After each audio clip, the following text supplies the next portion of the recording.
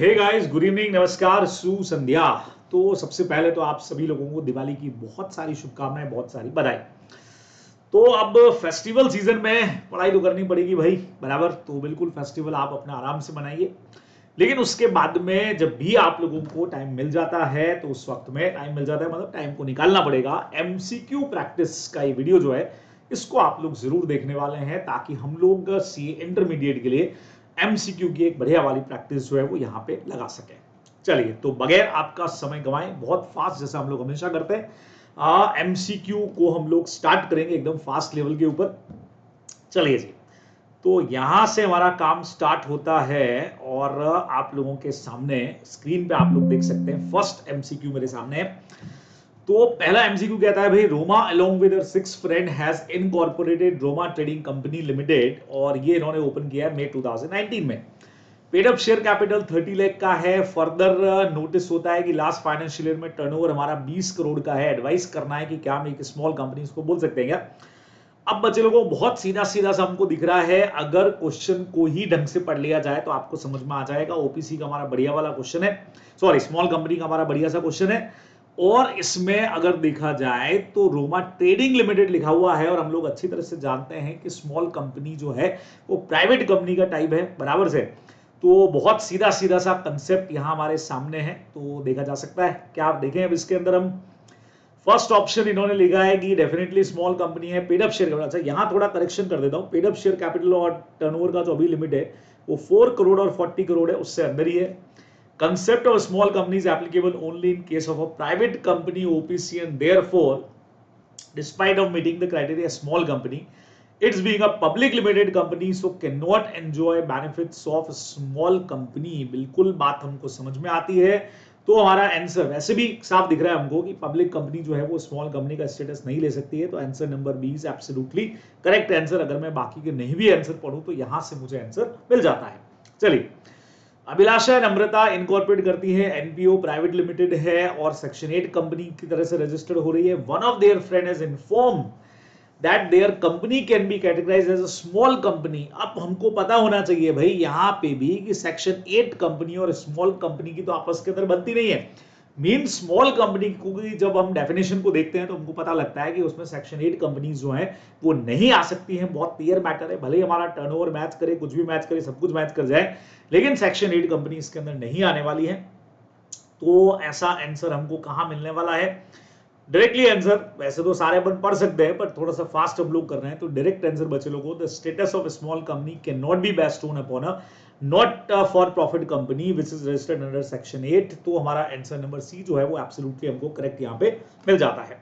चलिए नेक्स्ट पे आते हैं। Namita ceramic goods limited 152 member से इनकॉर्पोरेट होते हैं। मेन ऑब्जेक्ट इनका सेरेमिक गुड्स का है, glaze, unglaze floor, wall tiles.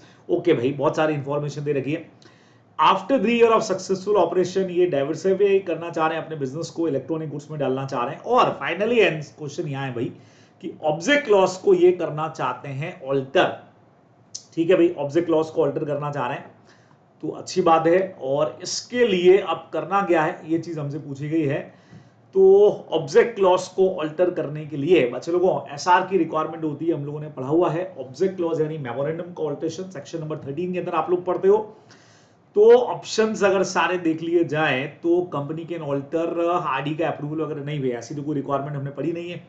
Company alter कर सकती है बाय पासिंग एसआर, बिल्कुल करेक्ट है। हमारा बी ऑप्शन जो है वो बिल्कुल ठीक दिख रहा है, क्योंकि बाकी सब में आरडी का वगैरह अप्रूवल है, जिसकी हमको कोई रिक्वायरमेंट बेसिकली होती नहीं है, आप लोग अच्छे से जानते हैं, बराबर।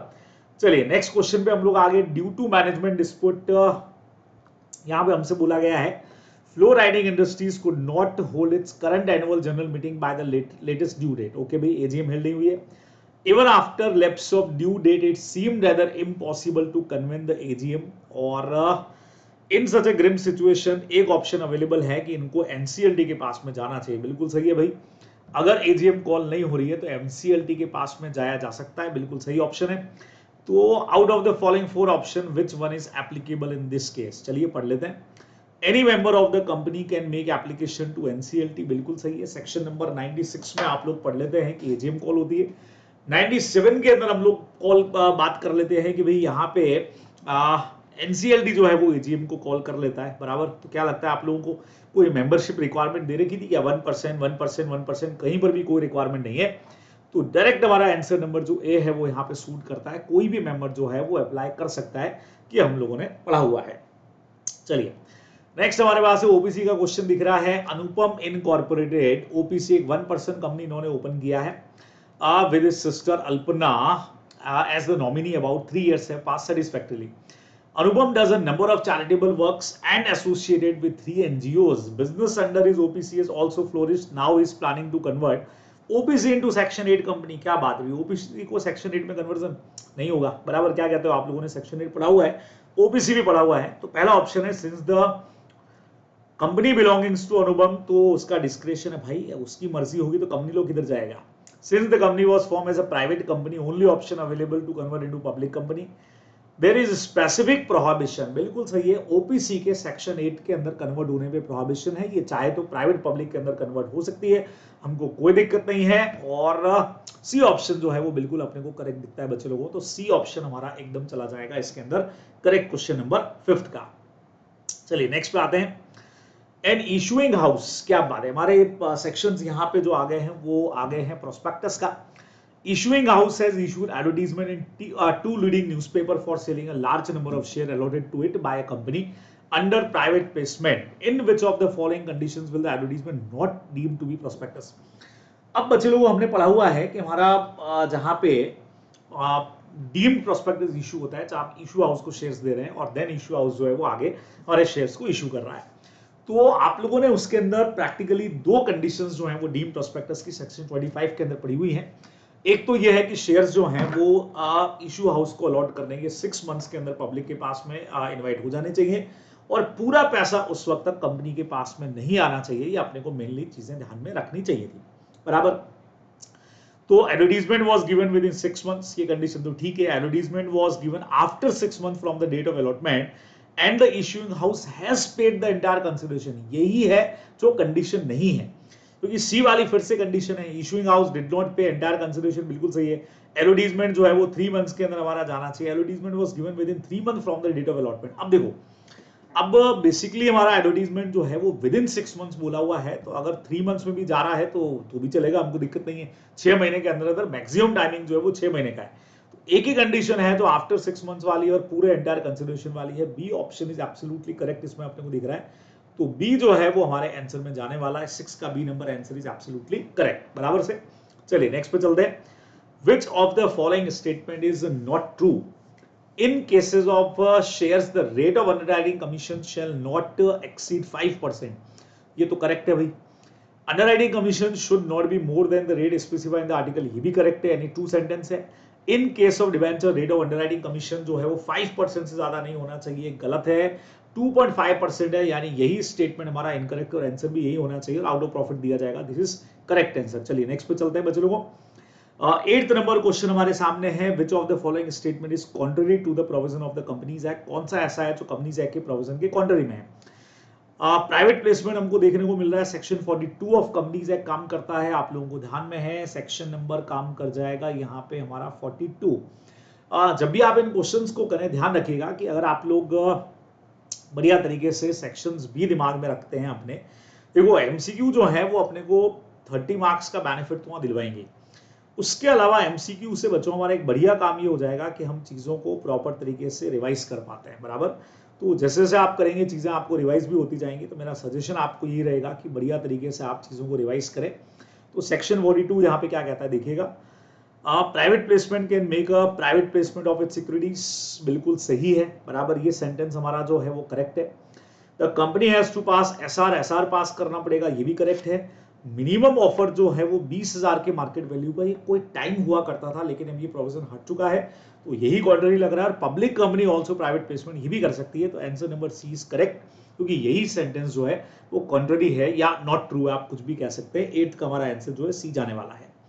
Shelf prospectus filed with ROC shall remain valid for a period जो है 1 ईयर। अब 1 ईयर कहां से है वो चीज बढ़िया है, डेट ऑफ रजिस्ट्रेशन से, फर्स्ट इशू से, क्लोजिंग से, या फिर ओपनिंग से, या फिर 90 डेज। तो देखो 90 डेज का कंसेप्ट तो हमारे पास में है ही नहीं, जो कुछ है वो सारा का सारा 1 ईयर है। अब 1 ईयर ध्यान रखिएगा, डेट ऑफ ओपनिंग से हमारा 1 ईयर जो है ये वैलिड रहता है, कि अपने को ध्यान में रखना चाहिए, क्लोजिंग से नहीं है। 1 year from the date of opening of the first issue. तो 9th का C number option is absolutely correct. Next देखते हैं, Shripad religious publisher limited receive application money, इनके पास में आगे 10 अक्टूबर को एप्लीकेंट से अलॉटमेंट ऑफ शेयर हो गया है। Private placement offer of security made by the company to them, select the latest date by which the company must allot the share. अब देखो प्राइवेट प्लेसमेंट का हमारा कंसेप्ट है, अगेन सेक्शन नंबर 42 काम कर रहा है, आपको मैंने कहा था। तो 60 डेज में हमको अलॉटमेंट जो है वो कर देना चाहिए, हमारी एक सीधी सीधी सी रिक्वायरमेंट थी, बराबर। तो अगर हम बात करते हैं 10 अक्टूबर से, तो 10 अक्टूबर से आप देखो 60 डेज यानी 2 महीने, 2 महीने आने वाले दिसंबर में। दिसंबर की एक ही डेट दे रखी है, तो बगैर मैं डेज का कैलकुलेशन किया, दिसंबर की डेट 8, 9, 10 अगर तीनों होती है, ऐसा कुछ होता तो ज्यादा अपने को चेक करने की रिक्वायरमेंट होती है, अदरवाइज सीधा 9 दिसंबर। तो दिसंबर में डेट एक ही आ रही है, तो 10th का हमारा आंसर जो है वो एकदम क्लियर कट कहता है।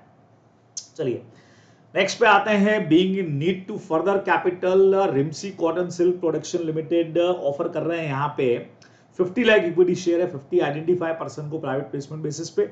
अकॉर्डिंगली लेटर ऑफ ऑफर इन्होंने सेंड कर दिया है और रेजोल्यूशन भी पास कर दिया। एक बंदा जो राजन है वो कंप्लेन कर रहा है हाईलाइटिंग फैक्ट करके कि ये ऑफर इलीगल है। ओके भाई, क्यों? क्योंकि ये कह रहा है रिनंसिएशन क्लॉज नहीं है। बच्चों रेनिफिकेशन क्लॉज का मतलब होता है जो आपने राइट शेयर के अंदर भी पढ़ा हुआ है, जहां आप अपने इस राइट को ट्रांसफर कर सकते हो। अब ये भाई कह रहा है भाई राइट ट्रांसफर करने का आपने ऑप्शन ही नहीं डाला, वो अपने सन को ट्रांसफर करना चाह रहा है। तो करेक्ट ऑप्शन बताइए। सेक्शन 42 अगर आपने पढ़ा है तो आप अच्छी तरह से जानते हैं कि प्राइवेट प्लेसमेंट का रेनिफिकेशन करना पॉसिबल ही नहीं है। तो पहला नंबर कंपनी डिनाई नहीं कर सकती है, रेक्टिफाई करना पड़ेगा। Companies prohibited right of renunciation, so the offer letter and application need not include, इसमें हमको इंक्लूड करने की रिक्वायरमेंट नहीं है। Instead of absolute prohibition company can provide right of renunciation 25%, ऐसा कोई प्रोविजन नहीं है। तो प्रोहिबिटेड है मतलब प्रोहिबिटेड है भाई। बी नंबर ऑप्शन हमारा जो है 11th का वो एकदम सही चला जाएगा, करेक्ट चला जाएगा, ये अपने को ध्यान में रखना चाहिए। नेक्स्ट पे आते हैं, वैसे ऑप्शंस पढ़ के मुझे आंसर समझ में आ गया, मतलब ऑप्शंस पढ़ के क्वेश्चन समझ में आ गया है कि जब ये नाम दिए हैं तो आई थिंक क्वेश्चन ऐसा होना चाहिए। हमको पता है कि जो 200 की हमारी लिमिट है उसके अंदर हम लोग QIB स्कोर को इंक्लूड नहीं करते, ESOP को इंक्लूड नहीं करते, बराबर। तो अब QIB का full form qualified institutional buyer, वैसे क्वेश्चन यही पूछा भी है इन्होंने। प्लेसमेंट प्राइवेट प्लेसमेंट है और पोटेंशियल सब्सक्राइबर्स लिमिट से ऊपर नहीं होने चाहिए। 2 अदर कैटेगरीज को आप इंक्लूड नहीं करते हो, उसमें एक तो ESOP दे दिया। तो सेकंड नंबर ऑप्शन बच्चों बगैर टाइम खराब किए डायरेक्ट अपने को दिख रहा है कि यहाँ पे जो हमारा आंसर है वो क्वालिफाइड इंस्टीट्यूशनल बायर है। चारों ऑप्शन देखते थोड़ा अपन समझ भी सकते थे इसको। चलिए नेक्स्ट के ऊपर आते हैं बच्चे लोगों। 13 नंबर क्वेश्चन हमारा जो है वो क्या कहता है, Neptune metal tools limited incorporate 2 दिसंबर को होती है, 25 सब्सक्राइबर है, ऑथोराइज शेयर कैपिटल इतना है। Directors of company are a dilemma whether to issue share certificate to the subscriber in dilemma, demat form में करने या नहीं करना। बच्चों बहुत क्लियर रखो, अभी कोई भी कंपनी अगर पब्लिक कंपनी है, चाहे वो लिस्टेड हो या अनलिस्टेड हो, नाउ टाइम वो डीमेट के अंदर इशू करेगी, फिजिकल फॉर्म के अंदर इशू करने वाली नहीं है, बात ही खत्म। तो ये कह रहे हैं कि अनलिस्टेड कंपनी है, आइदर फिजिकल या कैसे भी आप कर सकते हो, नहीं चलेगा। Need to issue only in demat. अब हम लोग अमेंडमेंट्स पढ़ चुके हैं, हमको पता है चाहे लिस्टेड हो चाहे अनलिस्टेड कंपनी हो, बहुत क्लियर कट मैटर है। शेयर सर्टिफिकेट अगर इशू हमारा होने वाला है तो वो डीमेट फर्म के अंदर ही होने वाला है। तो B option is absolutely correct, और कोई आंसर है ही नहीं। 100 से ऊपर या ये लिमिट या वो लिमिट कुछ नहीं है, डायरेक्ट आंसर हमारा है लिस्टेड या अनलिस्टेड। पब्लिक कंपनी अगर है तो वो डीमेट में ही जाएगी, प्राइवेट के पास ऑप्शन है। The amount of an unlisted public company is required to maintain a security deposit, okay, all times when the respective depository dematterialize के लिए। अब डीमेटलाइज के लिए कुछ पैसा हमको जो है वो पहले से रिजर्व करके रखना पड़ता है, आप लोग अच्छी तरह से जानते हैं। सेक्शन 29 के अंदर हमको डीमेट के बारे में डिटेल दे रखी है, और ये भी आप लोग जानते हैं कि जितना फीस है उसके दो साल की फीस के बराबर का अमाउंट अपने को डिपॉजिट करना पड़ता है। तो B number option is absolutely correct. Section 29 के अंदर आपको ये दे रखा है, डीमेट फॉर्म के जो रूल्स हैं उसके अंदर अपने को दे रखा है। Commission is permitted to be paid in underwriter by the company only in respect of. अगर आप कमीशन देना चाहते हैं सिक्योरिटीज पे, तो अगर आप पब्लिक को इशू करते हैं तभी ये एप्लीकेबल होगा। सेक्शन नंबर 40 में आपने अंडरराइटिंग कमीशन के बारे में पढ़ा हुआ है। तो right issue, bonus, private placement कहीं पर भी नहीं है, सिर्फ पब्लिक इशू करते हैं तब है। तो D number option is correct. In case of offer of sale by shares by certain members, क्या बात है। तो सर्टेन मेंबर्स अगर शेयर इशू कर रहे हैं, बराबर, तो हमको क्या करना पड़ेगा, ओएफएस की बात होती है, सेक्शन 28 यहाँ पे काम करता है। तो इन्होंने बोला which of the following options are available, provisions relating to minimum subscription not applicable है, तो बिल्कुल सही है भाई, यही बात सही है। एंटायर मिनिमम सब्सक्रिप्शन जो है वो 3 दिन में आ जाना चाहिए, वैसे तो सारे गलत है, तो ऑप्शन तो एक ही दिखता है अपने को, उसी से रिलेटेड सारे हैं। प्रोविजंस जो है वो मिनिमम सब्सक्रिप्शन के लगेंगे ही नहीं, ठीक है ना। Option following option is available, तो एप्लीकेबल ऑप्शन तो यही है, बाकी सारे तो नॉट एप्लीकेबल है, समझ रहा है। बाकी तो कोई लगने वाला ही नहीं है, ये एक ही चीज लगती है, इसी से कनेक्टेड सारे हैं। थोड़ा सा क्वेश्चन को कंफ्यूज करने के लिए आपको चीजें दे दी है, तो एग्जैक्ट जो प्रोविजन लिखा हुआ है वो यहाँ पे निकाल के लाइएगा, तो 16 का ए नंबर आंसर हमारा जो है एब्सोल्युटली करेक्ट हो जाएगा, ठीक है। Time limit with in which A copy of contract for the payment, underwriting commission की कॉपी जो है वो आपको आरओसी को कब देना चाहिए, तो बट ऑब्वियसली हम सारे डॉक्यूमेंट देते हैं रजिस्ट्रेशन के साथ में, तो जब आप डिलीवरी कर रहे होंगे प्रोस्पेक्टस की उसी वक्त में आपको देना चाहिए। सेक्शन 26 में अपन जो कंटेंट्स पढ़ता है ना, उसके अंदर भी ये चीज आपको देखने को मिल जाती है, तो उसी वक्त दे दीजिए। तो 17 का हमारा बी नंबर ऑप्शन जो है वो एब्सोल्युटली करेक्ट जाएगा, ये अपने को ध्यान में रखना है। चलिए, share holder issued a company to director और एम्प्लॉय, डिस्काउंट पे आप शेयर दे रहे हो, अदर देन कैश दे रहे हो, प्रोवाइडिंग नो हाउ दिख रहा है, सब कुछ दिख रहा है, सेक्शन 54 आपको यहाँ पे दिख जाता है। और 54 वाला सेक्शन हमारा स्वेट इक्विटी का है, आप लोग अच्छी तरह से जानते हैं बराबर से, ये अपने को यहाँ पे ध्यान में रखना है कि स्वेट इक्विटी हमारा 18 के अंदर सी ऑप्शन जो है वो जाने वाला है। चलिए आगे बात को शुरू करते हैं। नेक्स्ट क्वेश्चन कहता है the articles of a private limited company state that, company में इशू प्रेफरेंस शेयर, जिसको प्रेफरेंस अपने को देना है डिविडेंड के अंदर खाली, लेकिन रीपेमेंट के अंदर वाइंडिंग अप के टाइम में प्रेफरेंस नहीं देंगे। इज इट पॉसिबल, क्या ये पॉसिबल होगा क्या? देखो आप लोग सब जानते हो प्रेफरेंस शेयर का जो डेफिनेशन है उसी के अंदर लिखा हुआ है ना, सेक्शन 43 में हम पढ़ते हैं, और उसमें बहुत क्लियर कट आपको एक पॉइंट बोला हुआ है कि प्रेफरेंस शेयर्स हमारे वो हैं जिनको आप डिविडेंड के पेमेंट के अंदर भी प्रायोरिटी मिलेगी, एज वेल एज इनको हम एक जगह और प्रायोरिटी देने वाले हैं, और वो प्रायोरिटी हमारी रहेगी पेमेंट के टाइम में, वाइंडिंग अप के टाइम में जो पेमेंट होता है ना, उसमें भी हम लोग इनको प्रायोरिटी जो है वो देने वाले हैं, बराबर। ये चीज हम पढ़ के आते हैं। अब ये यहाँ पे खतरनाक चीज बोल रहे हैं कि हम ऐसे प्रेफरेंस शेयर इशू करना चाह रहे हैं जिसमें डिविडेंड में तो प्रायोरिटी मिलेगी लेकिन वाइंडिंग अप के टाइम पे नहीं मिलेगी। तो नॉर्मली ऐसा क्वेश्चन पढ़ते ही बढ़िया क्वेश्चन इसलिए है क्योंकि दिमाग में ये आता है कि नहीं सर ये तो पॉसिबल ही नहीं है, लेकिन ध्यान रखिएगा कि ये कंपनी प्राइवेट कंपनी है। जब आप पूरा सेक्शन पढ़ लेते हैं तो सेक्शन के लास्ट में जाकर एक चीज हमारे पास में आती है कि ये सेक्शन आईएफएससी वालों के लिए as well as private companies के लिए एप्लीकेबल नहीं। अगर प्राइवेट कंपनी ने सेक्शन 92 और 137 एनुअल रिटर्न और फाइनेंशियल स्टेटमेंट सबमिशन में कोई डिफॉल्ट नहीं किया है, तो प्राइवेट कंपनी को ऐसा एग्जम्पशन जो है वो दिया जा सकता है। तो ये कह रहे हैं कि नहीं दे सकते क्योंकि 43 में प्रेफरेंस, बात तो सही है। वैसे देखें अगर प्राइवेट कंपनी नहीं होती तो दिस बिकम यस, बिकॉज 43 जो है वो उसमें प्रेफरेंस देते हैं। Yes because articles of a company allow कर सकता है, ये सही है, प्राइवेट लिमिटेड कंपनी है इसलिए आर्टिकल एग्जम्पशन दे सकता है। डी नंबर ऑप्शन हमारा बिल्कुल सही चला जाएगा। तो देखो बढ़िया क्वेश्चन में है, ध्यान से पढ़िएगा। जनरल मीटिंग 30 अगस्त को हो रही है, कंपनी के पास not paid dividend, preference share को डिविडेंड नहीं दे रही, 18-19 का और 19-20 का भी नहीं दिया, 2 साल तक डिविडेंड नहीं दोगे तो हर मीटिंग के अंदर आकर के इनको वोटिंग राइट मिलने वाला है भाई, ये अपने को ध्यान से समझना पड़ेगा। तो will not have right, will have right to vote because dividend 2 साल तक आपने नहीं दिया है, तो ये ऑप्शन इज एब्सोल्युटली करेक्ट, सामने दिख रहा है अपने को। 21 पे आते हैं, where there is a change in the right of one class of shareholder, तो दूसरे क्लास का भी लेना पड़ेगा आपको, 3/4 का कंसेंट, कुछ याद आया क्या? जहां हम variation of the right of share holder section 48 पर बात करते हैं, बराबर सही है, section 48 variation in the right of share holder, बराबर 3/4 दूसरे वालों का भी कंसर्न लेना है, तो 21 का सी ऑप्शन जो है मुझे एकदम करेक्ट दिखाई देता है यहाँ पे। Rajesh infrastructure wants to issue preference share for a period exceeding 20 year, क्या बात है, प्रेफरेंस शेयर का इशू हम कर रहे हैं। इशू रिडेम्पशन हम दोनों पढ़ते हैं, 55 में रिडेम्पशन भी पढ़ लेते हैं, इशू तो सब हमारा 43 के अंदर हम डेफिनेशन के साथ ही पढ़ लेते हैं। तो 20 साल से ऊपर करना चाह रहे हैं, करिए सर, कोई दिक्कत नहीं है, 20 साल से आप ऊपर करिए, लेकिन एक काम करना पड़ेगा अपने को, वो 21वें साल से कुछ रिडेम्पशन अपने को चालू करना होता है ना, ऐसा कुछ है क्या? कंपनी कैन इशू विद ऐसा क्या कहते हो, कंपनी कैन इशू इरिडेबल, ना इरिडेबल तो पॉसिबल ही नहीं आज की डेट में। Company can issue preference share exceeding 20 year, CG का अप्रूवल ना, ऐसा भी कुछ नहीं है। कंपनी कैन इशू इंफ्रास्ट्रक्चर के लिए इरिडेबल इशू कर सकती है, इरिडेबल कहाँ है भाई, रिडीमेबल करेंगे ना।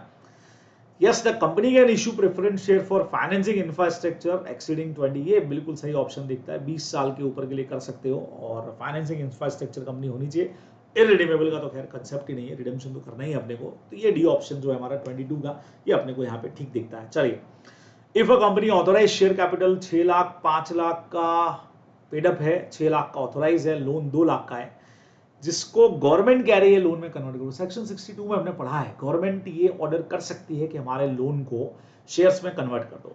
अब दिक्कत ये है कि लोन 2 लाख का है, कैपिटल 5 लाख की है। अगर लोन को शेयर में कन्वर्ट करते हैं तो 2 लाख की कैपिटल बढ़ेगी, यानी कैपिटल 7 लाख हो जाएगी, जबकि ऑथोराइज ऑलरेडी 6 लाख है। तो कौन सी कैपिटल बढ़ेगी भाई? सब बढ़ेगी, सब्सक्राइब पेड अप ऑथोराइज, पहले ऑथोराइज बढ़ाएंगे फिर subscribe paid up, all of the above is correct answer. आप जानते हैं ऑथोराइज भी बढ़ानी पड़ेगी और बाकी तो आपको बढ़ानी है, क्योंकि आप एंट्री यही करने वाले, loan account debited to share capital बराबर। बाय बैक सेक्शन 68 से हमारा बायबैक जो है वो शुरू हो जाता है बेसिकली। तो कंपनी बायबैक करना चाह रही है 10% इक्विटी शेयर का in August 20 due to certain miscalculation. First buyback सही नहीं हुआ तो वापस करना चाह रहे हैं हम सितंबर में 20 में। क्या बात है, 12 महीने का गैप किधर गया भाई? तुम तो अगले ही महीने वापस से आ गए कि नहीं हम तो फिर से बायबैक करेंगे, ऐसा थोड़ी कर सकते हो भाई। तो 12 महीने का गैप चाहिए, 12 महीने जिधर दिखे वो आंसर सही कर दो भाई। एक से ज्यादा दिखेगा तो फिर सोचेंगे, 12 महीना एक ही जगह दिखता है, 12 month, B option is absolutely correct. चलिए, Swagat hospitality limited defaulted in repayment of last 2 instalment of term loan जो आपने नेशनल कमर्शियल बैंक से लिया है। 30 सितंबर को कंपनी ड्यूज पे कर देती है, और when can it issue equity share with differential, वो डीवीआर है, डीवीआर। अब डीवीआर इशू करने में बहुत सारी कंडीशंस है बराबर, और डीवीआर की कंडीशंस में ये भी है कि अगर कोई बैंक वगैरह का टर्म लोन है और अगर आप उसको पे कर देते हैं तो पे जिस फाइनेंशियल ईयर में किया रहेगा वहां से 5 साल तक का रेस्ट्रिक्शन है, ठीक है। अब पहला ऑप्शन कहता है 5 year from the date of default made good. Maximum लोग इसी आंसर पे कूद पड़ते हैं, अरे सर 5 साल हो गया ना। 5 साल डिफॉल्ट गुड करने से नहीं है, जिस फाइनेंशियल ईयर में आपने पे किया रहेगा ये, ठीक है, डेप्ट को, मतलब जो भी लोन था उसको पे किया, उसके खत्म होने से 5 साल हमारा है बराबर से। तो ये थोड़ा सा अपने को ध्यान में रखना पड़ेगा। ये कहां दे रखा है अभी? 3 इयर्स तो है नहीं, 5 साल ही है इसके अंदर। Upon expiry of the 5 year from the end of the financial year, जहां आपने डिफॉल्ट को गुड किया था। तो सी नंबर ऑप्शन 25 का जो है वो हमको एब्सोल्युटली करेक्ट दिखता है। अपने को यहाँ पे ध्यान में जो है वो बेसिकली रखना पड़ेगा। चलिए नेक्स्ट पे आते हैं। राधा ओरिजिनल अलॉटी 2000 शेयर्स की Murali mechanical toys private limited transfer the same to Ruchi, Radha to Ruchi. Instrument transfer dated 21 August, duly stamp and sign by Radha. क्या बात है, और शेयर ट्रांसफर हम लोग यहाँ पे पढ़ने जा रहे हैं। 56 में बन पढ़ते हैं, पूरा स्टैम्प लाना पड़ेगा। रुचि को एडवाइस करो लेटेस्ट डेट जब इंस्ट्रूमेंट और transfer along with share certificate company को डिलीवर हो जाना चाहिए। तो क्या लगता है 60 दिन का हमारी कोई रिक्वायरमेंट थी या क्या थी? ऐसी कुछ रिक्वायरमेंट हम लोगों ने पढ़ी हुई है। तो अगस्त है तो सितंबर अक्टूबर जाएगा भाई। तो अक्टूबर में तो मुझे एक ही डेट दिख रही है, तो सी नंबर ऑप्शन 60 डेज। आप लोगों ने सेक्शन 56 के अंदर ये पढ़ा हुआ है कि इंस्ट्रूमेंट कितने टाइम में सबमिट हो जाना चाहिए। तो 60 दिन की हमारी रिक्वायरमेंट है, सीधा आंसर 20 अक्टूबर है। श्रीम Lakshmi jewellery store private limited incorporate होती है 27 अगस्त को, 30% इसके अंदर है। मेमोरेंडम इतना, आर्टिकल इतना, अरे तो अभी क्वेश्चन आया था वैसा ही है। Each subscriber subscribe for 1 lakh share, advise the company share certificate कब इशू करना है भाई? अभी तो किया था, नहीं किया था। कंपनी बनी है 27 अगस्त को, तो क्या कहते हो, सितंबर अक्टूबर, सीधा आंसर इसके अंदर भी सी, सीधा सीधा सा हमारा रिक्वायरमेंट हमको पता ही है। शेयर सर्टिफिकेट इशू करना है। देखो शेयर सर्टिफिकेट इशू करने के लिए अगर आप अलॉटमेंट के थ्रू कर रहे हैं या कंपनी नहीं बन रही है और आप सब्सक्राइबर को भी कर रहे हैं तो 2 महीने में इशू हो जाने चाहिए। तो 2 महीना अगर बात की जाए यहाँ पे तो 2 महीना तो अगस्त है, सितंबर अक्टूबर, 27 October, 27 October is our correct answer. C हमारा करेक्ट जाने वाला है। Keshika original allottee owner 1000 share की है और wanted to transfer share, Vanshika को शेयर ट्रांसफर करना चाह रही गिफ्ट के थ्रू। अगेन सेक्शन 56 ट्रांसफर ट्रांसमिशन वाला। She completed the transfer deed, all respect सारे पूरे हो गए और अलोंग विद शेयर सर्टिफिकेट 17 जुलाई को इन्होंने सबमिट किया, डिलीवर कर दिया 17 जुलाई। डेट पे है क्या क्वेश्चन? डेट पे नहीं, कंपनी ने रजिस्टर नहीं किया, 1 महीना निकल गया है। रिफ्यूजल, ओके, कंपनी रिफ्यूज कर देती है सेक्शन 58 में अपन पढ़ते हैं ट्रांसफर करने से। अब then the loan reminder to the company remind unanswer, reminder भी उन्होंने मना कर दिया। अपील फाइल करनी है एनसीएलटी को अगेंस्ट में। अरे अपील कौन कर सकता है? अरे इतना बड़ा क्वेश्चन बनाया भाई, ट्रांसफर ही अपील कर सकता है। याद करो आपको पढ़ाते वक्त बार बार मैंने कहा था ट्रांसफर, ट्रांसफरी में से राइट किसका है? ट्रांसफरी का है, और वो कौन है यहाँ पे? वंशिका। तो वंशिका केस करेगी। देखें वंशिका का नाम तो एक ही जगह आ रहा है, बी ऑप्शन के अंदर आ रहा है। तो Vanshika as a transferee and the potential owner अब वो बनने वाली है इक्विटी शेयर्स की, तो उसी के पास में अपील करने का राइट है।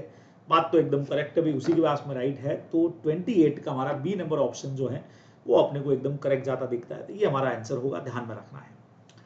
Now Vanita watches limited propose the issue sweat equity share value addition में हम करना चाह रहे हैं, पता है हमको sweat equity section 54 the period which the employ have been allotted sweat equity share can not transfer. Lock in period कितना है सेक्शन 54 के हिसाब से, क्या लगता है? 3 साल का लॉक इन पीरियड हम देते हैं इसमें, बराबर। इस पे एक क्वेश्चन भी मैंने आपको कराया था, जहां 5 साल और 3 साल का हमारा एक कंसेप्ट था, और मैंने आपको कहा था कि 3 इयर्स अपने को अलॉटमेंट की डेट से लॉक इन पीरियड रहेगा। बी ऑप्शन इज एब्सोल्युटली हमारा जो है करेक्ट इसमें जाने वाला है। नेक्स्ट पे चलते हैं भाई। नेक्स्ट क्वेश्चन हमारा क्या कह रहा है? Prithvi cements desire to issuing debenture carrying voting right, सवाल ही नहीं। Choose the right option. Debenture with voting right, तो नो मतलब नो भाई, ये कैन इशू दिमाग में नहीं आ रहा है, कैन इशू कांट इशू चाहिए। डी ऑप्शन बगैर ज्यादा कुछ दिमाग लगाए सीधा है, debenture with voting right prohibited है सेक्शन 71 में, आप लोग पढ़ के आए हैं बराबर से, तो एकदम क्लियर आंसर। आई थिंक कोई टेंशन इस आंसर के अंदर नहीं होनी चाहिए, हमको बहुत आराम से हमारा आंसर मिल जाएगा। 31 while making an application to the tribunal for seeking its confirmation in respect of extinguishing liability, 3 रुपया लाइबिलिटी कम कर, रिडक्शन इन शेयर कैपिटल, क्या बात कर रहे हो? 66 लगेगा क्या? देखते हैं। Medhavi publishers has to file a certificate along with application accounting treatment, अच्छा ओके, रिडक्शन एक सर्टिफिकेट लगाना है, application that accounting treatment propose to it for such reduction of share capital is conformity. अब देखो, reduction in share capital section 66 में पढ़ा है, और उसमें अपने को एक ऑडिटर का सर्टिफिकेट लगाना पड़ता है कि कंपनी ने एस को प्रॉपर तरीके से पूरा किया है। कुछ याद आया तो ऑडिटर का सर्टिफिकेट लगेगा, सीधा सीधा ऑडिटर सामने दिख रहा है हमको, तो सी नंबर ऑप्शन हमारा एकदम हमको ठीक ठाक दिखता है, करेक्ट है, टिक कर दिया। Reserve account that shall not be used by the company for any purpose other than repayment of deposit is called, क्या कहेंगे, क्या कहेंगे? आंसर सोच लो फिर बताता हूं। तो आंसर है डिपॉजिट रीपेमेंट रिजर्व, नाम से ही पता लग रहा है, B option is absolutely correct. Next पे आते हैं। Normally no deposit are repayable earlier then, minimum deposit कितने टाइम के लिए हो सकते हैं? सोच लो पहले, डिपॉजिट वाला पूरा चैप्टर सेक्शन 73 से लगा करके 76 तक हमने पढ़ा है, बराबर। और साथ में अंदर बहुत सारे रूल्स भी पढ़े हैं डिपॉजिट के। क्या कहते हो? आंसर सोच लिया आप लोगों ने? कितना आंसर? 33 का 6 महीना वाला आंसर था, 6 मंथ्स। क्या कहते हो भाई? 6 months is absolutely correct answer. Minimum 6 से मैक्सिमम कितना, उस पर भी ऑप्शन आ जाएगा, तो मैं भी नहीं बता रहा हूं। Bhoomi real estate deposit accept कर रही है, no default in repayment of deposit on their maturity, statutory amount to be deposited by the company before 30th April each year. Okay, वो जो अपन रिजर्व बना रहे थे अभी, तो हम क्या चाहते हैं भाई, जो अकाउंट ओपन होता है उसमें कितना पैसा डालना है, तो जो लिमिट है वो आप लोगों ने पढ़ी हुई है। हमारी लिमिट डिपॉजिट इन्वेस्टमेंट डालने की 20% की थी, याद आ गया आपको? इतनी देर आप सोच लिया होगा आप लोगों ने कि यस सर 20% की हमारी रेट थी, तो 20% एक ही जगह दिख रहा है, C option is absolutely correct. Next पे आ जाओ।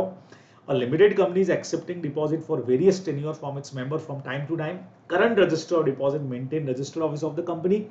मिनिमम पीरियड आपको कितना मेंटेन करके रखना है रजिस्टर, बच्चे लोगों दिमाग लगा लो पहले आप लोग। 4 साल, 6 साल, 8 साल, 10 साल, क्या कहते हो? फटाफट आंसर दिमाग में आ गया होगा आपके। रजिस्टर मेंटेन जो आपको करके रखना है वो 8 ईयर्स तक मेंटेन करके रखना है, तो 35 का सी आंसर हमारा जो है वो करेक्ट है, मैक्सिमम जगह 8 ईयर ही है। ड्रीमवुड एंटरटेनमेंट एक्सेप्टेड डिपॉजिट 50 लाख के 1 अप्रैल को किए, 24 मंथ्स के लिए इन्होंने किया है, और 31 मार्च तक के लिए, ठीक है। रेट ऑफ इंटरेस्ट 9% का है। एक डिपॉजिटर होल्डर जो अमन है वो कंपनी से रिक्वेस्ट करता है 1 जून को, 1 जून का मतलब बच्चों अप्रैल से मार्च 1 साल पूरा हो गया है, 2 महीना ऊपर निकला है ना, अप्रैल और मई, जून में तो सर डिमांड करे 14 मंथ्स हुए हैं, और प्री मैच्योर चाहता है वो 6 लाख रुपए अलॉन्ग विद इंटरेस्ट। तो अब रूल क्या कहता है समझिएगा, आप यहाँ थोड़ा सा कंफ्यूजन है। एक जगह पे सेक्शन क्लियर कहता है कि अगर आप प्री मैच्योर डिपॉजिट को रीपेमेंट ले लेते हैं तो आपका 1% से कम हो जाएगा, तो 8% 9 की जगह तो अपने को ठीक दिखता है, तो 8% अपने को सी और डी में दोनों जगह दिखाई दे रहा है। अब एक बड़ा कंसेप्ट क्लियरेंस यहाँ पे ये है कि भाई 12 महीने का मिलेगा या 14 महीने का मिलेगा, कि भाई अगर 1 साल से, 1 साल तो पूरा हो गया, ऊपर अगर महीना 6 महीने से कम है तो उसको इग्नोर कर दो, अदरवाइज 6 महीने या उससे ऊपर है तो पूरे साल का दे दो। बेसिकली इग्नोर का कंसेप्ट है नहीं, उसमें लिखा हुआ है जो एक्चुअल टर्म जितना डिपॉजिट ने रन किया, तो एक्चुअल रन जो है वो 14 मंथ्स का इन्होंने यहाँ पे किया है, तो उसके हिसाब से 8% अपने को देना चाहिए। तो अप्रैल से मई तक का पूरा मिल जाएगा। तो डी ऑप्शन हमारा यहाँ पे जो है वो करेक्ट जाता दिखता है। या थोड़ा सा कंफ्यूजन भी हो सकता है, कई लोगों को सी सही लग सकता है, क्योंकि सर 6 महीने से कम वाले पार्ट को इग्नोर कर देना चाहिए, बट प्रॉपर आंसर जो है वो 14 मंथ्स देने का है। 1% से रेट जरूर हम कम कर देंगे यहाँ पे, तो 36 का ये आंसर जो है वो आप लोगों को ध्यान में रखना चाहिए। ठीक है, चलिए। Sunit spices limited decided to raise deposit 20 lakh रुपए का मेंबर से और सिक्योर करना चाह रहे हैं 15 लाख से। बच्चों पार्टली सिक्योर कुछ याद आया क्या? अगर डिपॉजिट आप सिक्योर करना चाह रहे हैं तो जितना डिपॉजिट प्लस इंटरेस्ट अमाउंट है उसके बराबर करना चाहिए। अगर उससे कम है तो पार्टली सिक्योर मानते हैं, उसको अनसिक्योर ही मानते हैं। याद आ गया होगा अब तक आपको, B option unsecure is correct. Maximum tenure बच्चों याद आ चुका होगा। मैक्सिमम टेन्योर अगर पब्लिक से एक्सेप्ट कर रहे हैं, चाहे मेंबर से ले रहे हैं, तो कितना होगा, और मैं आंसर टिक कर रहा हूं, आप मिला लीजिएगा। 36 मंथ्स इज एब्सोल्युटली, अरे नीचे तो नहीं हो गया, 36 महीना भैया, 36 मंथ्स इज करेक्ट आंसर। ये आप लोगों को ध्यान में है। चलिए नेक्स्ट पे आते हैं। Ruchita wants to renew deposit 5 lakh का है और before expiry of original period आप उसको हायर रेट ऑफ इंटरेस्ट का फायदा मिल जाए। अब आपने जब पढ़ा हुआ है तो आपको पता है फ्रेश पीरियड कितना होगा। जितना अनएक्सपायर्ड पीरियड है उससे तो ज्यादा ही होना चाहिए, बस उससे ज्यादा होना चाहिए। ये हमारा सीधा सीधा सा रूल है, बराबर। तो 39 का आंसर आपको सामने दिख रहा है, longer than unexpired period of the deposit, अपने को ध्यान में रखना। चलिए, any person acquiring property on which charge is registered under section 77 charge वाला हमारा सेक्शन। अगर कोई पर्सन ऐसी प्रॉपर्टी ले रहा है जो ऑलरेडी रजिस्टर्ड है, तो हम कब से ये मान करके चलें कि भाई उसको अच्छी तरह से पता रहेगा कि उसने प्रॉपर्टी एक्वायर किया है, वो ऑलरेडी चार्ज पर रजिस्टर्ड है। क्या कहते हो बच्चे लोगों, ऐसा हम कब से मान करके चलें? कुछ याद आया? आपको टाइम दे दिया है मैंने। 30 दिन एक्सपायरी से, date of application of charge से, date of application for registration से, या डेट ऑफ एक्वायरिंग से, या डेट ऑफ सच रजिस्ट्रेशन। तो बच्चे लोगों डी ऑप्शन हमारा एब्सोल्युटली 40 का जो है वो करेक्ट जाता है। जिस दिन आपने रजिस्टर्ड कराया हम उसी दिन से मान लेते हैं कि हाँ भाई आपको पता था। सेक्शन 80 हमारा यहाँ पे काम कर जाता है, बराबर से ध्यान में रखेंगे। एन इंटरेस्ट और lien created on the property और asset of a company, definition है तो चार्ज की भाई, B option is absolutely correct, सामने दिख रहा है। 42 पे आते हैं। चार्ज क्रिएट होता है कंपनी की तरफ से सिक्योर लोन करने के लिए, कंपनियों के नाम वाम दे रखे हैं आपने, तो डेट देखते हैं ना भाई। इंस्ट्रूमेंट ऑफ चार्ज एग्जीक्यूट हुआ है 16 फेब को। अब इन्होंने यहाँ पे बोला है कि inadvertently the company could not get the charge registered with in concern registrar of company. Okay, पहला स्टैट्यूटरी पीरियड जो हमारा था, स्टैट्यूटरी पीरियड, उसमें ये नहीं हुआ, रजिस्टर्ड नहीं हुआ। ठीक है, डिफॉल्ट हो गई है और अब बैंकर ने वार्निंग दिया है to take immediate step for rectification. Latest date आप बताओ जिसमें कंपनी रजिस्टर्ड करवा सकती है, ताकि उनके अगेंस्ट में एडवर्म ड्यूटी जो थर्ड टाइम पे लगती है वो नहीं लगे। तो ठीक है ना, अगर आप मेन टाइम में नहीं करवा पाते हो तो आपको 30 दिन एक्स्ट्रा वहां पे मिल जाते हैं, तो 30 दिन में पहले करवा लेना चाहिए था, और नहीं तो आपको 30 दिन का टाइम यहाँ पे और मिल जाएगा। सीधी सी हमारी रिक्वायरमेंट है। क्या कहते हो आप लोग? तो 30 और 30 60 दिन हमको मिल जाएंगे, 60 डेज। तो फरवरी अगर बात करें तो आएगा मार्च अप्रैल की कोई डेट आएगी। अब अप्रैल में तो इस बार 2 डेट से भाई, तो क्या करें? तो बहुत सीधा सीधा सा कैलकुलेशन आप जब इसका करके देख सकते हैं कि 16 वाला जो है उसमें हमारे डेज बचे हुए हैं कितने? अब 12 डेज बचे हुए हैं, बराबर, क्योंकि 28 फरवरी लेनी है आपको, और उसमें बचे हुए हैं हमारे 31 दिन, 43 डेज। 60 दिन टोटल चाहिए, उसमें से 43 के 17, 17 ऑफ अप्रैल, तब तक आपने कैलकुलेशन कर ली होगी मेरे हिसाब से, बराबर। तो 17 अप्रैल हमारा जो है वो करेक्ट आंसर दिखता है हमको। 60 डेज में अपने को रजिस्ट्रेशन 30 + 30 में करवा लेना चाहिए था, ताकि एडवर्म ड्यूटी से हम लोग बच जाए, बराबर। तो 17 April is correct answer. Which one of the following transaction require of passing ordinary resolution? अब बच्चों नेम चेंज करना है, एसआर चाहिए, पढ़ा है हमने सेक्शन 16 में भी पढ़ा है, 13 में भी पढ़ा है, बराबर। 16 में तो चलो अलग ही है, 13 में मेनली ऑल्ट्रेशन के लिए। आर्टिकल्स 14 एसआर चाहिए, शेयर कैपिटल को रिड्यूस करना है 66 एसआर चाहिए, डिविडेंड डिक्लेयर करने के लिए नॉर्मल ऑर्डिनरी रेजोल्यूशन की रिक्वायरमेंट होती है। तो 43 का हमारा डी नंबर आंसर जो है वो एब्सोल्युटली करेक्ट है। रेजोल्यूशन एसआर कब होता है? जब वोट फेवर में जो आ रहे हो, अगेंस्ट वोट के कितने गुना होने चाहिए? बच्चों सोचो सोचो सोचो फटाफट से, 44 का आंसर आप लोग सोच लीजिए।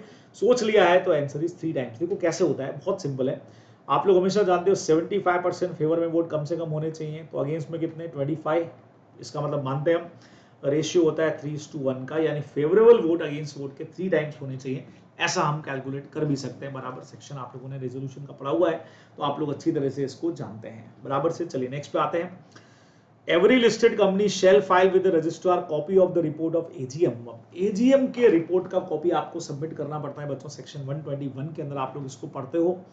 और एनुअल रिटर्न पे मत चले जाना, ये बोला है अपने को एनुअल जनरल मीटिंग की जो रिपोर्ट 121 में होती है, तो क्या कहते हो 30 डेज के अंदर जानी चाहिए। कितने दिन में जानी चाहिए? 45 हमारा जो क्वेश्चन है। तो एनुअल रिटर्न होता तो 60 डेज, लेकिन ये 30 डेज की हमारी रिक्वायरमेंट है, बराबर सेक्शन 121 में आप लोग देख भी सकते हैं। चलिए, AGM shall be called giving 21 clear days notice, shorted notice. क्या बात है, 101 में पढ़ा हुआ है आपने। वैसे तो 21 दिन का नोटिस है, 95% मेंबर्स अगर एग्री हो जाए तो हम इससे कम पर भी बुला सकते हैं शॉर्ट एंड नोटिस पे। तो 95% किधर दिख रहा है भाई? सीधा answer. Dividend once declare should be paid within. Dividend का पेमेंट सेक्शन 123, 124 से लगा के 127 तक आप पढ़ते हो, कितने टाइम में हो जाना चाहिए बच्चे लोगों? क्या कहते हो? डिक्लेयर होने के बाद 30 डेज के अंदर अंदर हमारा पेमेंट हो जाना चाहिए। बराबर 30 दिन आप लोगों ने अच्छी तरह से पढ़ा हुआ है, तो answer is 30 days. Which of the following amount need not to be credited to investor education and protection fund? Section 125 में आप लोग पढ़ते हो। अनपेड डिविडेंड तो जाएगा ही, मैच्योर डिपॉजिट भी जाएंगे, सेल ऑफ एसेट नहीं जाएगा भाई, और मैच्योर डिबेंचर्स भी जाएंगे, हमने पढ़ा हुआ है। तो C option is correct. Profit on sale of asset जो है वो इन्वेस्टर एजुकेशन के अंदर नहीं जाता है, हमको अच्छी तरह से पता है। चलिए, amount to be transfer to reserve. Profit 123 में आपने पढ़ा है, रिजर्व में कितना ट्रांसफर करना है डिविडेंड देने से पहले, कोई रिक्वायरमेंट नहीं है, कंपनी की मर्जी पर है। तो डी ऑप्शन इज करेक्ट। 50 पे हम लोग पहुंच गए। Authorised and paid up share capital of companies 50 lakh divided 5 lakh equity shares है। एनुअल जनरल मीटिंग 24 सितंबर को हुआ है, कंपनी ने 2 रुपए का डिविडेंड डिक्लेयर किया है, ऑर्डिनरी रेजोल्यूशन पास करके। बढ़िया। सेपरेट बैंक अकाउंट में बच्चों को 30 दिन में पेमेंट कर देना है, और बैंक अकाउंट के अंदर जो पैसा हमको जमा करना है वो 5 दिन के अंदर अंदर हो जाना चाहिए।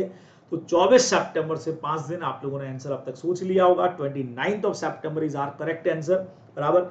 ए हमारा आंसर जो है वो बिल्कुल हो जाएगा यहाँ पे करेक्ट। नेक्स्ट पे आते हैं। अरे बाप रे, बड़े बड़े क्वेश्चंस। नहीं, Director of Silver Tongue Solutions Limited proposed dividend 18% on equity share. Same was approved by the AGM on 30th September को AGM हुआ है इनका, उस दिन अप्रूव हो गई।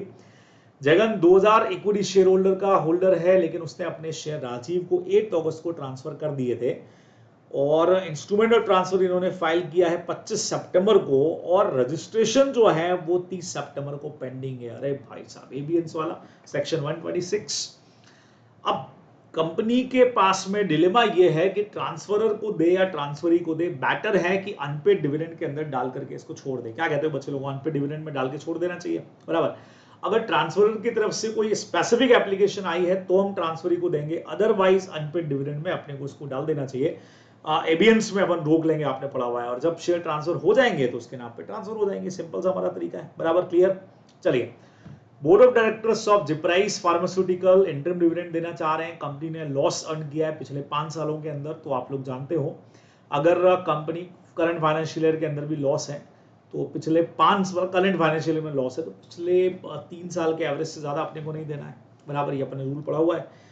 तो पिछला 3 साल अगर देखा जाए बच्चों, तो 13, 14, 14, 15 से मतलब नहीं है, 15, 16, 16, 17, 17, 18, तो लास्ट की 3 हमारी है 10, 11 और 12। तो सीधा सीधा सा 11% हमारी रेट जो है वो अपने को सामने दिखती है।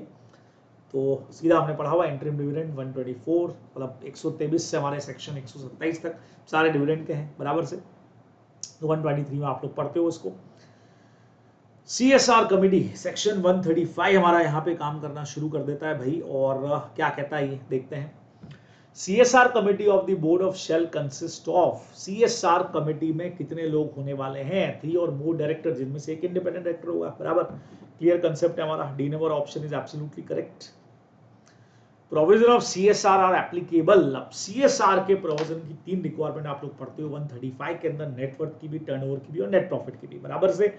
और रिक्वायरमेंट हमारी इन तीनों में से एक ही पूरी होती दिख रही है, ऑप्शन नंबर बी में जो आपको देके रखा हुआ है, जहां 1000 करोड़ से ऊपर का टर्नओवर है। कोई भी तीनों में से एक कंडीशन, आइदर नेटवर्थ की, टर्नओवर की या प्रॉफिट की पूरी हो जानी चाहिए, बराबर। बढ़िया सा क्वेश्चन है, आराम से आप लोग इसको कर सकते थे। चलिए जी, नेक्स्ट क्वेश्चन के ऊपर हम लोग आ रहे हैं। नेक्स्ट क्वेश्चन क्या कह रहा है? 1% company shall file a copy of duly adopted financial statement to the registrar within. बच्चों लोगों को सुनना, 1% कंपनी जो है file a copy of adopted financial statement, section 137 में अपन लोग इसको पढ़ते हैं। 180 days from the closure of the financial year.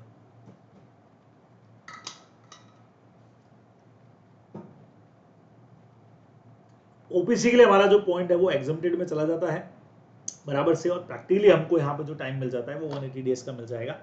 हमारा करेक्ट ऑप्शन जो है वो डी जाने वाला है। नेक्स्ट पे आ गए, बढ़िया क्वेश्चन है और आंसर समझिएगा इसका, और कहाँ मिलेगा आपको वो भी मैं आपको बताने वाला हूँ अभी। Rima firm occupied the office of director of company, और ध्यान रखिएगा ओपीसी है, ठीक है, manufacturing and dealing of various terms of stationery. RIMA noticed a change provision which mandate that from the financial year 2021 onwards an OPC shall file annual return in MGT 7A। अब annual return का section आपको दे रखा है 92, उसमें दे रखा है कि भाई MGT 7A जो है उसमें इनको एनुअल रिटर्न फाइल करना होता है, ठीक है। आगे सुनिएगा, RIMA is also one of the director in another company जिसकी भी ये रिक्वायरमेंट है कि MGT 7A में देना है। तो अब हमको ये देखना है कि यार एनुअल रिटर्न जो हम सबमिट करते हैं बेसिकली वो किन कंपनीज को प्रॉपर MGT 7A में ही देना है। तो वहां एक रिक्वायरमेंट आपको दे रखी है कि ऐसा करना होता है ओपीसी को, स्मॉल कंपनी को और अदर प्राइवेट कंपनी जिनको स्पेसिफाई किया जाएगा। तो ओपीसी के अलावा वो कंपनी कौन सी है, तो बट ऑब्वियस है वो कंपनी कौन सी होने वाली, स्मॉल कंपनी होने वाली है। तो यहाँ स्मॉल कंपनी ए ऑप्शन में तो दे रखी है, एसोसिएट सब्सिडी डोरमेंट सवाल ही नहीं, तो ये ऑप्शन हमारा बिल्कुल करेक्ट हो जाएगा। सेक्शन 92 के अंदर ये आंसर हमको देखने को मिल जाता है। तो ये बढ़िया क्वेश्चन है, आप लोग ध्यान में रख करके जाने वाले हैं। चलिए नेक्स्ट पे आते हैं। Ayush power limited net profit 6, 7.5 और 3 करोड़ का है पिछले फाइनेंशियल ईयर में बराबर। Board report of the company for the year ended 31 March 20 did not disclose the composition. देखो सीएसआर कमेटी का कंपोजिशन वगैरह तो चलो प्रोविजन कुछ चेंज हो गए इसके अंदर। हम देखें कि प्रीवियस फाइनेंशियल ईयर में अगर इनकी रिक्वायरमेंट पे करने की है कि नहीं सीएसआर के लिए, उसके लिए रिक्वायरमेंट अगर हम देखें तो 3 साल से मतलब नहीं, पिछले साल में 5 करोड़ से कम है और कोई इन्फॉर्मेशन दे नहीं रखी है। तो इनको सीएसआर कमेटी मतलब डिविडेंड की कोई रिक्वायरमेंट इनके लिए नहीं रहेगी। तो कंपनी ने भी यही किया, कंपनी बोल रही है भी हम नहीं देंगे क्योंकि सीएसआर कमेटी की रिक्वायरमेंट नहीं है। तो कंपनी का एक्ट एब्सोल्युटली वैलिड है क्योंकि नेट प्रॉफिट इनका 5 करोड़ से कम है और बाकी इन्फॉर्मेशन क्वेश्चन में अपने को दे के नहीं रखी है। तो आंसर नंबर बी हमारा जो है वो करेक्ट चला जाएगा, ये अपने को ध्यान में रखना चाहिए। During the half year ended September 29, the board of director of a company made an application to the tribunal for revision of the accounts। क्या बात है, बोर्ड खुद चाह रहा है रिवीजन करना। Section 131 financial year on March 17, further during the year ended March 20, the board has again made an application to the tribunal for revision in the board report pertaining to the year ended March 29। okay, अब 21 साल में बच्चों इन्होंने दोबारा application दिया है तो दे सकते हैं, लेकिन सेम फाइनेंशियल ईयर के लिए नहीं होना चाहिए। अपने पढ़ा हुआ ये प्रोविजन बराबर से 2009-19 के अंदर इन्होंने एप्लीकेशन लगाया है बराबर। एक इन्होंने दिया है मार्च 2017 के लिए, दूसरा ये देना चाह रहे हैं मार्च 2019 के लिए। सितंबर 19 से यानी 19-20 चालू हो चुका है, 18-19 के लिए देना चाह रहे हैं। तो चूंकि फाइनेंशियल ईयर डिफरेंट है, सेम फाइनेंशियल के लिए नहीं दे सकते थे, लेकिन फाइनेंशियल ईयर डिफरेंट है तो दी जा सकती है बराबर। तो यहाँ पे अगर इसका आंसर हम लोग चेक करें तो देखो आंसर क्या देखने को मिलता है हमको। Act of board is valid only the extent of application made for revision are not eligible। The act of board is valid, application made for revision। 2 different financial year हमको देखने को मिल रहे हैं। तो हमारा जो आंसर है वो बी एब्सोल्युटली करेक्ट जाएगा। तो ये अपने को ध्यान में रखना है बराबर। B number option is correct. 2 अलग अलग फाइनेंशियल ईयर के लिए हम अप्लाई एक ही साल में कर सकते हैं। अडानी एंटरप्राइजेज शेयर एक स्टॉक एक्सचेंज में लिस्टेड है करंट ईयर के अंदर जो मार्च 20 को खत्म हो रहा है। मार्च 20 का मतलब हो गया बच्चे लोगों 19-20। The securities and exchange board of India SEBI ने इरेगुलरिटीज फाइंड किया और सेबी चाहता है ट्रिब्यूनल को कि बुक्स ऑफ अकाउंट्स ओपन की जाए। सेक्शन 130 यहाँ पे हमारा काम कर जाता है, आप लोग जानते हैं, और वो ये कहता है पिछले 8 ईयर्स का हम ओपन कर सकते हैं, उससे पहले का नहीं। तो 8 ईयर्स का कैलकुलेशन कर लो बच्चे लोग, आप लोग फटाफट। चलो आपको थोड़ा सा टाइम देता हूँ मैं यहाँ पे, 8 ईयर का कैलकुलेशन कर लीजिए, फिर आपको मैं सीधा इसका आंसर बताने जा रहा हूँ बराबर। आंसर कैलकुलेट हो गया तो 8 साल यानी 11-12 से लगा करके आप, क्योंकि प्रीवियस फाइनेंशियल ईयर से 8 साल तक के आप चेक कर सकते हो। तो करंट फाइनेंशियल ईयर तो हमारा कौन सा हो गया यहाँ पे 1920, तो उसके पहले से 8 साल आप काउंट कर सकते हैं। तो 11-12 से शुरू होते हुए हम लोग आ जाएंगे। तो हमारा 59 का आंसर नंबर डी जो है वो एब्सोल्युटली करेक्ट हो जाएगा।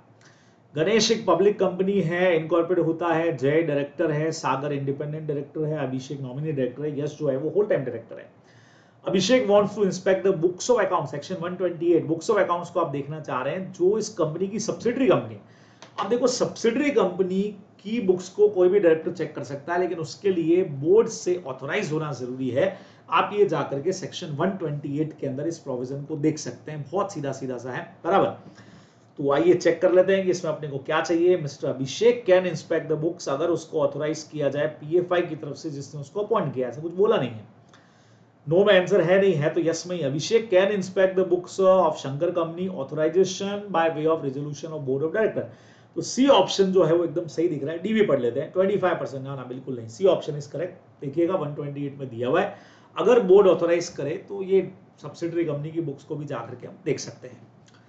For appointing an auditor other than retiring auditor, अगर रिटायरिंग के अलावा कोई चाहिए तो स्पेशल नोटिस रिक्वायर्ड है। सेक्शन 115 में भी पढ़ते हो, 140 में भी आप लोग पढ़ते हो, तो 61 का A number option is absolutely correct. Auditor of a government company shall be appointed, सबको पता है भाई गवर्नमेंट कंपनी में ऑडिटर का अपॉइंटमेंट रीअपॉइंटमेंट सब सीएजी करता है, अच्छी तरह से 139 के सेक्शंस आप लोगों ने पढ़े हुए हैं। 62 का बी इज एब्सोल्युटली करेक्ट। चलिए, Which of the following is a service prohibited? Section 144, कौन सी सर्विस प्रोहिबिटेड है जो एक ऑडिटर प्रोवाइड नहीं कर सकता है?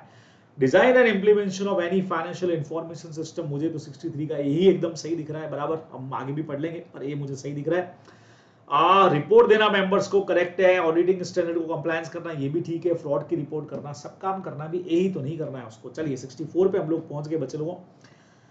64 कहता है the word firm for the purpose. 139 में फर्म में एलएलपी इंक्लूड है भाई, हमको पता है एलएलपी इंक्लूड होना चाहिए इसके अंदर, तो 64 का हमारा B option is absolutely correct. 65 हमारा आज का आखिरी क्वेश्चन बच्चे लोगों इसका, वहां पे हम पहुंच गए। कंपनी लॉ के मैक्सिमम क्वेश्चंस हम लोगों ने एमसीक्यू तैयार किए हैं। In view of the fact that a private company enjoy number of privileges, 20 member इस कंपनी में है, proposing to convert itself into private company. This purpose company need to alter article by inserting 3 respective। अब बच्चे लोगों, कोई भी company public company है और उससे प्राइवेट में आना चाह रही है, भाई प्राइवेट कंपनी के पास प्रिविलेजेस हैं, तो कंपनी जो ऑरेंज फार्म है उसके पास 20 मेंबर ही हैं, तो वो चाह रही है यार क्यों ना हम इसको कन्वर्ट कर लें, बराबर है। बिल्कुल आप कन्वर्ट कर सकते हैं, कोई मना ही नहीं आपको कन्वर्ट करने से, बराबर। अब कन्वर्जन वाला पॉइंट जो है वो वैसे तो सेक्शन नंबर 18 में हम पढ़ते हैं, कोई भी कंपनी किसी में कन्वर्ट हो सकती है। सेक्शन 14 भी लगता है बच्चे लोगों, जहां 14 वाला आंसर आपको आर्टिकल्स के ऑल्टरेशन में मिलेगा, जहां आप तीनों रेस्ट्रिक्शंस लगा रहे हैं और उसके लिए करना क्या पड़ेगा, एसआर के साथ हमको सीजी का अप्रूवल यहां पे लेना पड़ेगा। हमारा बहुत डायरेक्ट आंसर इसके अंदर आपको क्लियर सेक्शन 14 में दे रखा है, तो एसआर के साथ सीजी का अप्रूवल हमको रिक्वायर्ड रहेगा, बराबर से, अगर हम पब्लिक से प्राइवेट कंपनी में कन्वर्ट होते हैं तो।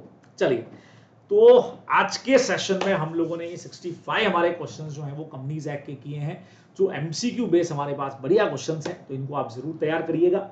और नेक्स्ट सेशन जो हमारा होगा उसमें हम लोग केस बेस्ड क्वेश्चंस जो हैं इसी तरह के, उनके ऊपर डिस्कस करने वाले हैं, ताकि हमारी तैयारी जो है वो और ज्यादा स्ट्रांग हो जाए। तो चलिए, अगेन आप लोगों को हैप्पी दिवाली, बढ़िया तैयारी करिएगा, फिर आप लोगों से जल्दी मुलाकात होती है, मिलते हैं।